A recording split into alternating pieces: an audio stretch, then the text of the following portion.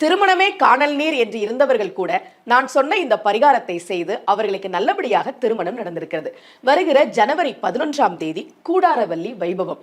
மார்கழி 2ஆம் நாள் பாலுண்ணோம் நெய்யுண்ணோம் மலரிட்டு நாம் முடியோம் மையிட்டு எழுதோம் என்று விரதத்தை தொடங்கிய ஆண்டாள் மார்கழி 27ஆம் நாள் தன்னுடைய விரதத்தை நிறைவு செய்கிறார். அன்றைய தினம் பெருமாள் கோவில்களில் நடைபெறும் கூடாரவல்லி வைபவத்தில் கலந்து கொள்வது, வீட்டில் அக்காராடிசிலும் வெண்ணையும் நிவேதனமாக வைத்து கூடாரை வெல்லும் சீர்கோவிந்தா உண்டனை பாடி பறை கொண்டு யாம் பெரும் சம்மானம் நாடு புகழும் பரிசினால் நன்றாக சுடகமே தோல்வளையே தோடே செவிப்பூவே பாடகமே என்றனைய பல் கலனும் யாம் அணிவோம் ஆடை உடுப்போம் அதன் பின்னே பார் சோறு மூட நெய் பெய்து முழங்கை வழிவார கூடியிருந்து குளிர்ந்தேலோர் எம்பாவாய் என்கிற பாசுரத்தை எத்தனை முறை முடியுமோ அத்தனை முறை பாராயணம் செய்கிற போது அவர்களுக்கு நிச்சயமாக திருமண வரன் அமையும். அதே போல ஏற்கனவே திருமணமானவர்களுக்கு மகிழ்ச்சியான திருமண வாழ்க்கை அமையும்.